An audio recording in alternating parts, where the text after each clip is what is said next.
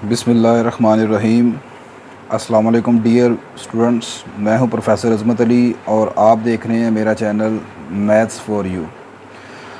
बेटा, जैसे कि आप लोग जानते हैं कि हमने नंबर थ्योरी जो है वो स्टार्ट की हुई है और नंबर थ्योरी में चैप्टर नंबर 1 जो है इसमें बेसिक्स ऑफ नंबर थ्योरी जो है उसके ऊपर मैं डिस्कशन कर रहा हूँ। तो आज के लेक्चर में मैं यहाँ पर अपने नोट्स जो हैं बनाए हुए हैं मैंने, ठीक है। इन्हीं नोट से चले, मैंने कहा आज यहाँ से कुछ थोड़ा सा रीड कर लेते हैं। तो आज बड़ा एक इम्पोर्टेंट थ्योरम जो है, ठीक है, नंबर थ्योरी में ये काफ़ी मरतबा आपके जो पेपर हैं, ठीक है, उसमें ये आ चुका है। तो थ्योरम आपका है जी एक्लिड थ्योरम फॉर डिविजिबिलिटी, ठीक है। इसको पेपर में आपसे पूछा जाता है कि state and proof Euclid theorem for divisibility. Divisibility का एक्लिड थ्योरम क्या है, या आपको कहा जाता है डिवीजन एल्गोरिदम जो है उसके मुतालिक बताएं कि डिवीजन एल्गोरिदम की स्टेटमेंट और प्रूफ इसको बता दें आप, ठीक है जी। तो स्टेटमेंट इसकी बेटा कुछ इस तरह है, कहता है let A B belong to G. आपके पास दो इंटीजर्स हैं ए बी, ठीक है, विद बी जो है वो यहाँ पर पॉजिटिव इंटीजर है। तो then there exist unique integers Q and R. तो आपके पास यहाँ पर यूनिक इंटीजर क्यू आर मिलेंगे सच डैट कि A can be written as A equal है बी क्यू प्लस आर के, और आर यहाँ पर क्या है, रिमाइंडर है जो कि ज़ीरो और बी के दरमियान है। इस स्टेटमेंट को पहले यहाँ पर मैं थोड़ा सा आपको समझा देता हूँ कि आपको स्टेटमेंट में कहना क्या चाह रहा है। स्टेटमेंट में आपको कहना ये चाह रहा है कि देखिए, मिसाल के तौर पर मैं आपसे कहता हूँ कि आपके पास दो इंटीजर्स हैं, आप उनको डिवाइड करते हैं। लाइक एज मैं कहता हूँ आप 9 को 2 के ऊपर डिवाइड करते हैं, ठीक है। तो आप लिखते हो 2 4 ज़ा 8, रिमेनिंग आपके पास आ गया 1, ठीक है। अब ये जो 9 है उसको आप ऐसे लिख सकते हैं 2 इंटू 4 और प्लस 1, डैट इज़ 9 यहाँ पर क्या है, डिविडेंड है। 2 यहाँ पर जिस पर आपने डिवाइड किया that is divisor, multiply by 4 यहाँ पर क्या है, कोशेंट है, और प्लस 1 जो है वो यहाँ पर क्या है, रिमाइंडर है, ठीक है। तो ये आप पढ़ते आ रहे हैं शुरू से, मैट्रिक क्लास से या उससे भी बिफोर आपने ये पहले पढ़ा होगा। That is called division algorithm ये कहलाता है, और इसे ही यहाँ पर एक्लिड थ्योरम फॉर डिविजिबिलिटी कहते हैं, ठीक है। लेकिन आपने इस चीज़ को प्रूव करना यहाँ पर यह है कि पहली बात ये आपने प्रूव करनी है कि ये जो डिविडेंड है, ठीक है, उसको आप इस तरह लिख सकते हो। दूसरी बात यह है कि यहाँ पर ये जो रिमाइंडर और जो कोशेंट होते हैं ये यहाँ पर यूनिक होते हैं। कभी आपने ऐसा नहीं देखेंगे कि आप 2 को 4 से मल्टीप्लाई करें तो 8 बनता है। कभी आप कहें जी कि 2 को 5 से मल्टीप्लाई किया तो 8 आ गया और रिमाइंडर यहाँ पर 2 बच गया, ऐसा कभी नहीं होता। ये जो रिमाइंडर और कोशेंट जो है वो यूनिक होते हैं, ठीक है। ये दो नहीं हो सकते या दो से ज़्यादा नहीं हो सकते, ठीक है। अब यहाँ पर इस थ्योरम को प्रूव करने के लिए सबसे इंपॉर्टेंट चीज़ जो है वो थ्योरम आपकी डेफिनेशन ऑफ डिविजिबिलिटी की डेफिनेशन है। आप जानते हैं कि B is called divisor of A. B A को डिवाइड करता है। ये मैं पहले भी डेफिनेशन चूँकि पहले डिटेल में बता चुका हूँ तो इसलिए प्रॉपरली यहाँ पर सारा नहीं लिख रहा मैं। बी जो है वो ए को डिवाइड करता है अगर आपके पास एक पॉजिटिव इंटीजर m मिले, if there exist a positive integer m such that कि आप a को ऐसे लिख सकें a is equal to B time m, ठीक है। तो फिर b को a का डिवाइज़र कहते हैं। यहाँ पर 2 जो है वो 9 का डिवाइज़र नहीं है। 2 डिवाइज़र का मतलब यहाँ पर ये होगा कि वो उसको कम्प्लीटली डिवाइड करता है, और यहाँ पर जो कोशेंट है वो पॉजिटिव इंटीजर होना चाहिए, पॉइंट में नहीं होना चाहिए। वैसे तो आप कहेंगे जी 2 को 4.5 से मल्टीप्लाई करें तो 9 आ जाता है, तो ऐसा नहीं लेना आपने जिसे यहाँ पर मल्टीप्लाई करना है वो आपके पास यहाँ पर कोशेंट जो है वो पॉजिटिव इंटीजर के फॉर्म में होना चाहिए, विदाउट पॉइंट फॉर्म में होना चाहिए, यानी कि, ठीक है। फिर भी अगर ये डेफिनेशन आपको नहीं याद रहती तो आप इसको देखो, इस तरह देख सकते हो। ये नंबर ए है, इसको मैं कहता हूँ बी डिवाइड करता है, ठीक है। तो अब अगर बी ए को डिवाइड करता है तो एक आपके पास एक नंबर m मिलेगा जिसको आप बी को इससे मल्टीप्लाई करोगे तो आपके पास क्या बन जाएगा, a आ जाएगा। एक नंबर पॉजिटिव इंटीजर m मिलेगा जिसको b से मल्टीप्लाई किया तो बी एम जो है वो a के बराबर आ गया, ठीक है। तो अब आप इसको ऐसे लिखते हैं ना, a is equal to B time m। अब इस डेफिनेशन में और इसमें फ़र्क सिर्फ ये है कि यहाँ पर रिमाइंडर जो है वो 0 के इक्वल आ गया है, ठीक है। तो जब एक नंबर दूसरे का डिवाइज़र होता है तो उस सूरत में रिमाइंडर 0 आता है, और अगर ना उसका वो डिवाइज़र हो तो फिर रिमाइंडर जो है वो यहाँ पर गौर करके देखें कि यहाँ पर जो रिमाइंडर 1 है, ठीक है। ये एक तो ये बात है कि ये हमेशा या तो रिमाइंडर जो है वो आपके पास मिनिमम कितना हो सकता है, 0 हो सकता है, ठीक है। और ज़्यादा से ज़्यादा कितना होगा, इस नंबर से छोटा होना चाहिए डिवाइज़र से। आपके पास अगर ये यहाँ पर रिमाइंडर यहाँ पर जो बाकी चीज़ बची है वो इस 2 से ज़्यादा बड़ी होती तो आप क्या करते, इसको मज़ीद आगे डिवाइड करते, ठीक है। तो आपका रिमाइंडर 0 और 2 के दरमियान होनी चाहिए। तो इसलिए यहाँ पर भी उसने इस थ्योरम में जो ये स्टेटमेंट लिख के दी है आपको, जो हमने प्रूव करनी है कि ए जो है वो B time Q plus R के बराबर है, ठीक है। तो इसमें ये क्या शो कर रहा है कि उसने ए को यहाँ पर अंदर रखा हुआ है, उसने डिवाइड किया है बी से, बी को कहता है किसी नंबर क्यू से मल्टीप्लाई किया है, तो आंसर जो आया है बी क्यू, ठीक है। अब ये चूँकि यहाँ पर इसने कम्प्लीटली इसको डिवाइड नहीं किया, तो ए में से बी क्यू को माइनस करके जो बाकी चीज़ बचती है वो रिमाइंडर आ रहा है, ठीक है। तो अब ये जो आपका रिमाइंडर आ रहा है वो ज़ाहिर सी बात आप जानते हैं कि या तो वो मिनिमम 0 के इक्वल हो सकता है, ठीक है, या फिर इससे नहीं बढ़ेगा। अगर ये आर जो है इस बी से, बाहर वाले बी से बड़ा होगा तो आप इसको क्या करोगे, दोबारा डिवाइड करोगे, ठीक होगी बात ये। तो ये सारी चीज़ है जो आपका यहाँ पर थ्योरम है। अब नेक्स्ट चीज़ है इसको प्रूफ कैसे करना है। ले बेटा, अब यहाँ पर इस चीज़ को प्रूफ करने के लिए मैं यहाँ पर क्या करता हूँ, मैं एक सेट जो है ए उसको लेट कर लेता हूँ, और उस सेट ए के जो एलिमेंट्स हैं वो किस तरह के हैं वो चेक करें। Let A be the set of all those integer, A जो है वो उन तमाम इंटीजर्स का सेट है which are of the form A minus B X, ठीक है, जो A minus B X form के हैं।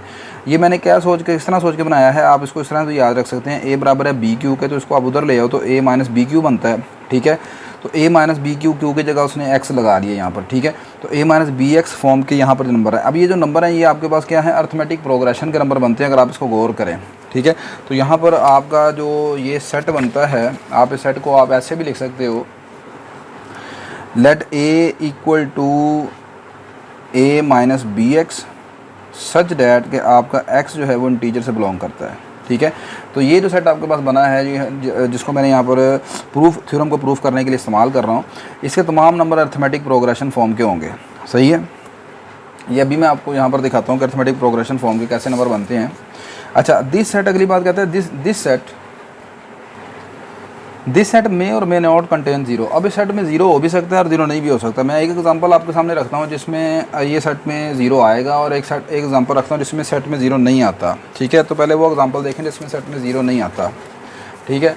अब यहाँ पर देखें, मैंने ए अगर फ़र्ज़ कर लें इसमें 9 लेट कर लेते हैं और बी 2 लेट कर लेते हैं, तो आपके पास जो फॉर्म है A equal to B Q plus R, तो ए की जगह 9 पुट कर लिया, बी की जगह आपने 2 पुट किया, तो क्यू क्या निकलेगा यहाँ पर, क्यू क्वोशंट है, डेट इज़ 4, और रिमाइंडर आपके पास यहाँ पर 1 है, ठीक है। तो ए प्लस बी क्यू आर जो बनता है इस तरह, 9 इक्वल टू 2 इंटू 4 प्लस 1।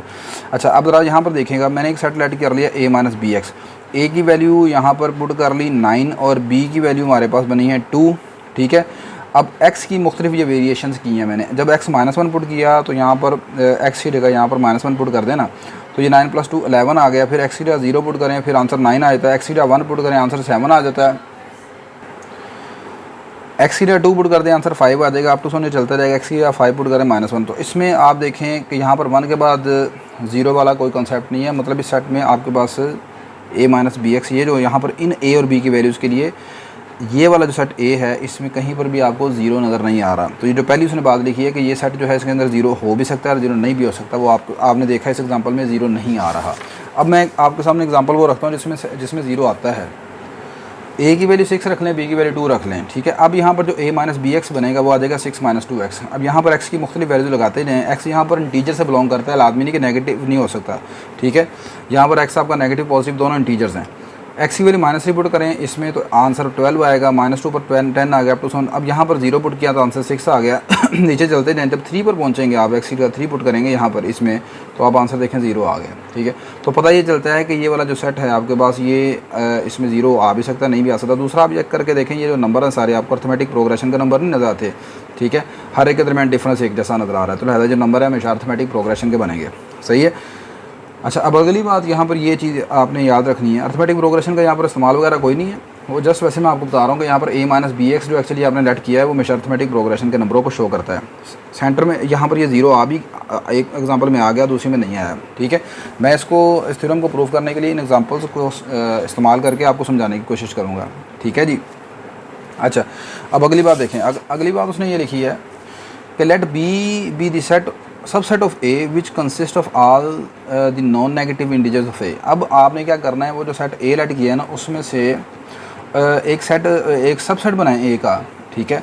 और वो जो ए का सबसेट बनाया है वो क्या कैसे बना है, वो ए के तमाम जो नॉन नेगेटिव इंटीजर्स हैं, याद रखें, एक होता है पॉजिटिव इंटीजर, एक होता है नॉन नेगेटिव इंटीजर्स।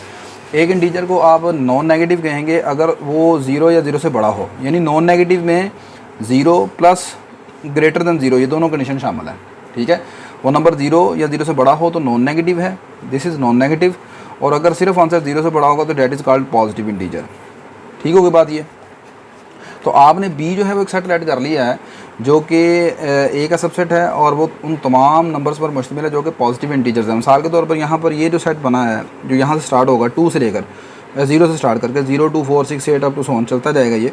तो ये जो नंबर्स पर मुश्तमिल सेट है उसका नाम हमने बी रख लिया, that is non negative integers. सही है। अब अगली बात सुनिएगा, कहता है कि यहाँ पर पहली बात ये कि B is not a null set, B empty set नहीं हो सकता, ठीक है। बी एम्प्टी सेट क्यों नहीं होगा, बिकॉज द इंटीजर, ये वाला जो इंटीजर है ना ए माइनस बी टाइम ए का नेगेटिव एब्सोल्यूट ले लें, ठीक है। वो अब यहाँ पर एब्सोल्यूट इसलिए लिया था कि उसने पीछे यहाँ पर लिखा था कि ए और बी दोनों इंटीजर हैं, लेकिन बी जिसे आपने डिवाइड कर रहे हैं वो पॉजिटिव है, सही है। तो यहाँ पर ये वाला जो नंबर बनेगा ए माइनस बी टाइम ए माइनस एब्सोल्यूट, ये आपके पास हमेशा आंसर क्या होगा, पॉजिटिव आएगा, माइनस माइनस प्लस हो गया, सही है। तो इसका आंसर क्या आएगा, पॉजिटिव आएगा। तो बी में कौन से नंबर हैं, नॉन नेगेटिव आएगा ये। बी में कौन से नंबर हैं, बी में नंबर आपके पास हैं नॉन नेगेटिव इंटीजर का सेट है ये, ठीक है। तो लिहाजा ये वाला जो बी है ये आपका नल सेट है। मिसाल के तौर पर इस एग्जांपल में जो मैंने अभी आपको पहले समझाई है उसमें फिर दोबारा आप ज़रा गौर जाकर करें। ये ए के नंबर हैं जो एक्स की वैल्यू -1 और 5 के दरमियान रखने से निकले थे, यानी कि यहाँ पर ये मैंने आपको ए बताया था, ठीक है, ए माइनस बी एक्स बनाया था इन वैल्यूज़ से, जब आपने ए 9 पुट किया बी 2 पुट किया था, सही है। इन वैल्यूज़ से जो आपका सेट ए बना है वो ये था सारा, इसमें 0 नहीं था, ये मैंने लिखा not contain 0। Let B be the subset of all non negative integers, ये जो उसने लिखा है बी इसका सबसेट बना लें जो कि नॉन नेगेटिव इंटीजर पर मुश्तमिल है। तो नॉन नेगेटिव इंटीजर पर मुश्तमिल है तो यहाँ पर नंबर आएंगे 1 3 5 7 9 ये सारी। अब आप चेक कर लें कि ये सेट आपके पास नॉन एम्प्टी नहीं है, ठीक है, ये एम्प्टी नहीं है, सॉरी, सही है। बिकॉज अब यहाँ पर ये उसने वो नज़र आ रहा है कि नॉन एम्प्टी, ये एम्प्टी कभी भी नहीं होगा क्योंकि इसमें ये जो नंबर उसने बात की है ना A minus B time minus time A absolute, वो बनता है 9 - 2 - 9 एब्सोल्यूट। यहाँ पर इस पर्टिकुलर एग्जांपल में जिसमें ए और बी की वैल्यू फिट करने से आंसर 27 आ गया। 27, अब ये नंबर कौन से चल रहे हैं, डैट इज़ ऑड इंटीजर्स, तो 27 that is greater than equal to 0 इस सेट से बिलोंग करता है, सही है। तो कहने की बात ये है कि ये वाला जो सेट है ये आपका कभी भी एम्प्टी सेट नहीं होगा। अब ये एम्प्टी सेट नहीं है तो अब अगली बात सुनें, इसमें 2 केसेस यहाँ पर हम बनाएंगे। एक तो ये है कि अगर तो इस सेट बी में 0 बिलोंग करता है तो then 0 is the least element of B, तो बी का जो सबसे स्मॉलेस्ट एलिमेंट होगा वो 0 होगा। क्यों सबसे स्मॉलेस्ट होगा, बी किन सेट्स पर मुश्तमिल है, बी मुश्तमिल है आपके पास नॉन नेगेटिव इंटीजर्स पर। नॉन नेगेटिव इंटीजर का मतलब है 0 और 0 से बड़े, तो फिर 0 या 0 से बड़े होंगे तो 0 कौन सा नंबर होगा, सबसे छोटा। और अगली बात, अगर 0 बी में बिलोंग नहीं करता तो फिर बी का सबसे छोटा एलिमेंट जो है वो कौन सा होगा, then B is a set of positive integer. अगर 0 बी में बिलोंग नहीं करता तो बी में सिर्फ नंबर होंगे पॉजिटिव इंटीजर्स। मैंने बताया कि 0 को शामिल कर लें तो नॉन नेगेटिव इंटीजर्स होते हैं और 0 से बड़े नंबर पॉजिटिव इंटीजर के आते हैं। B is a set of positive integer and as such it has the least element R. तो इस सूरत में अब चूँकि इसमें कोई ना कोई लीस्ट एलिमेंट तो होना चाहिए, तो अब इसका लीस्ट एलिमेंट इस केस में क्या होगा, इस केस में इसका लीस्ट एलिमेंट होगा रिमाइंडर आर, ठीक है, क्योंकि रिमाइंडर आर आपके पास कभी भी क्या होता है, नेगेटिव नहीं हो सकता, सही है, डैट इज़ ऑलवेज पॉजिटिव, ठीक है। तो यहाँ पर बी में अगर तो 0 है तो ये 0 इसका लीस्ट एलिमेंट होगा, और अगर बी में 0 नहीं शामिल तो फिर उसका जो लीस्ट एलिमेंट है वो रिमाइंडर आर होगा, ठीक है। हैंस आपका जो आर है, ठीक है, वो आपके पास किसके बराबर आ गया, आपने एक पर्टिकुलर एलिमेंट चूज़ किया था ना A minus B Q form का, तो इसमें जो लीस्ट एलिमेंट आ गया आपका आर, वो आ गया R is equal to A minus B Q को फॉर्म का।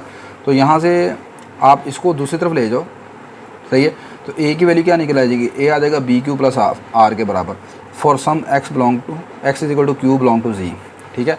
अब अगली चीज़ उसने ये कही है कि आपने ये प्रूफ करना है कि आर जो है ना रिमाइंडर, ये इन दोनों के दरमियान है, 0 less than equal to R है और आर लेस देन बी है। अब अगली बात जो आपने प्रूफ करनी है वो ये है कि आपका आर 0 और बी के दरमियान है, सही है। तो आपने प्रूव करना है कि आर लेस देन बी के बराबर है।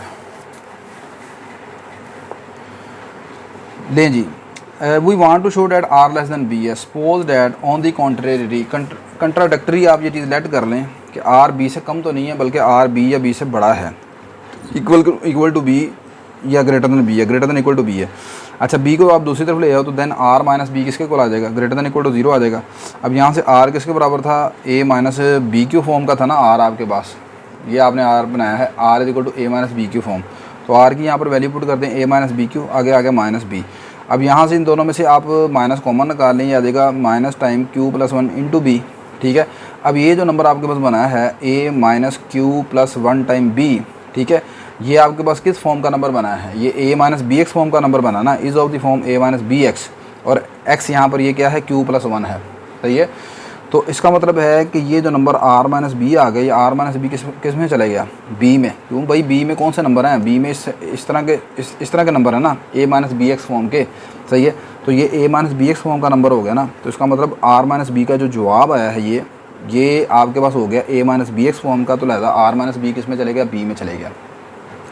अच्छा अब अगली बात सुने, अब अगर आर माइनस बी में चले गया तो मुझे बताएं आर जो है वो बड़ा होता है या आर माइनस बी जो है वो बड़ा होता है। ज़ाहिर सी बात है, आर में से आपने बी कम किया है तो फिर आर बड़ा होगा और आर माइनस बी जो है वो स्मॉलेस्ट नंबर होगा, यानी कि स्मॉलर नंबर होगा। तो इसका मतलब ये है कि ये तो फिर आप अपनी बात से कंट्राडिक्ट कर रहे हैं कि आपने ऊपर अभी प्रूफ किया था कि आर जो है वो बी का स्मॉलेस्ट एलिमेंट है, लीस्ट एलिमेंट है। अब आप कह रहे हैं यहाँ पर ये नज़र आता है कि आर माइनस बी जो है वो स्मॉलेस्ट है, which is contradiction to the fact that R is the least element. अब ये हमारी जो कंट्राडिक्शन कर गई है हमारी बात से, हमारे फैक्ट से, वो क्या था फैक्ट कि आर लीस्ट एलिमेंट है। अब ये कंट्राडिक्शन क्यों हुई है, कंट्राडिक्शन इसलिए हुई है कि यहाँ पर ये चीज़ आपने गलत सपोज की है कि आर बी या बी से बड़ा है, ठीक है। सो आपका आर जो है वो लेस देन होगा बी से, R greater than equal to B नहीं हो सकता, सही है। हैंस आपका ए जो है वो, मतलब ये जो चीज़ सारी आपने ऊपर प्रूफ कर दी है कि ए इसके बराबर है बी क्यू प्लस आर के बराबर। अगली चीज़ ये भी हमने प्रूफ कर दी कि आपका आर जो है वो 0 और बी के दरमियान है। नेक्स्ट अब आपने यहाँ पर यूनिकनेस शो करनी है कि यहाँ पर जो आपका क्यू और आर जो है, ये जो रिमाइंडर और क्वोशंट है, ये यूनिक होते हैं। मैं यहाँ पर भी फिर यूनिकनेस को प्रूफ करने के लिए ऐसे करता हूँ कि 2 क्वोशंट और 2 रिमाइंडर चूज़ कर लेता हूँ। We now prove the uniqueness of Q and R, suppose that there exist Q1 and R1 belong to Z such that, मान लें कि ये भी आपके पास इसके क्या है रिमाइंडर और क्वोशंट है। अब ये भी अगर इसके रिमाइंडर और क्वोशंट है तो फिर क्या होगा, ए को बी क्यू प्लस आर की फॉर्म में लिखा हुआ है तो ए को फिर दोबारा आप ऐसे भी लिख सकते हो ना, B time Q1 plus R1। भाई ये भी अगर इसके क्वोशंट और रिमाइंडर हैं तो फिर ए दोबारा ऐसे लिखा जा सकता है। अब अगली बात, यहाँ पर भी आर अगर इसका रिमाइंडर है तो फिर आर को आप ऐसे ही लिखोगे 0 less than equal to R, R less than B, सही है। इसे मैं 1 कहता हूँ, इसे मैं 2 कह देता हूँ। दोनों को फ्रॉम 1 एंड 2 दोनों को क्वेट कर लें, ये भी ए के बराबर, ये भी ए के बराबर, तो क्या होगा, बी क्यू प्लस आर किसके बराबर आ गया, B time Q1 plus R1। दोनों की राइट हैंड साइड आपस में क्या हो जाएगी, क्वेट कर लेंगे। अच्छा अब इस चीज़ को बी क्यू और ये बी Q1 को मैं उधर उठा कर ले जाऊँगा, ठीक है। तो ये बी क्यू और इसमें से बी कॉमन निकालें तो ये आ जाएगा B time Q minus Q1 equal to R1 minus R, सही होगी बात ये। अच्छा दोनों तरफ मैं एब्सोल्यूट ले लिया कि अगर नेगेटिव यहाँ पर नंबर निकलता है तो वो ख़त्म हो जाए यहाँ पर, सही है। एब्सोल्यूट लेंगे तो Q माइनस Q1 आ जाएगा, इधर भी ये चीज़ आ जाएगी। अब अगली यहाँ पर बात हमने गौर करनी है, देखो जी, आपका ये जो सिंस आपका R जो है वो 0 और B के दरमियान है और R1 वो भी 0 और B के दरमियान है, ये रिमाइंडर है ना दोनों, देयरफॉर इन दोनों का ये जो डिफरेंस आएगा ना वो लेस देन होगा B से। कैसे, देखें मिसाल के तौर पर फ़र्ज़ कर लें, यहाँ पर मैंने लिखा है कि एज़ 0 जो है R जो है वो 0 और B के दरमियान है और R1 भी यही है, देन हाउ ये R1 माइनस R जो है लेस देन B है, ये अब आपके लिए प्रॉब्लम है। लेट कर लेते हैं कि R की वैल्यू 1 है और रिमाइंडर R1 जो है उसका आंसर 2 है और B की वैल्यू 5 है, मिसाल के तौर पर। अब यहाँ पर इन दोनों को कर लें आप माइनस, R1 माइनस R करें तो R1 minus R that is 2 minus 1 आ जाएगा। 2 माइनस 1 आंसर मजीद छोटा हो गया, यानी 1 आ गया, तो 1 कभी B से बढ़ सकता है, नहीं बढ़ सकता। बात समझ आ रही कि नहीं आ रही। ये देखो जी, आपका ये जो डिफरेंस, एक R पहले B से छोटा है, R1 भी B से छोटा है, इन दोनों का डिफरेंस कभी B से बड़ा हो सकता है, कभी भी नहीं बड़ा होगा, वो डिफरेंस तो मज़ीद छोटा हो जाता है, सही है। तो यही मैंने बात लिखी है कि देयरफॉर R1 माइनस R जो है वो लेस देन हो जाएगा B से, हैंस फ्राम 3, ये जो 3 है आपकी, ठीक है, इसको आप लिख सकते हो इस तरह। यहाँ पर आप देखें,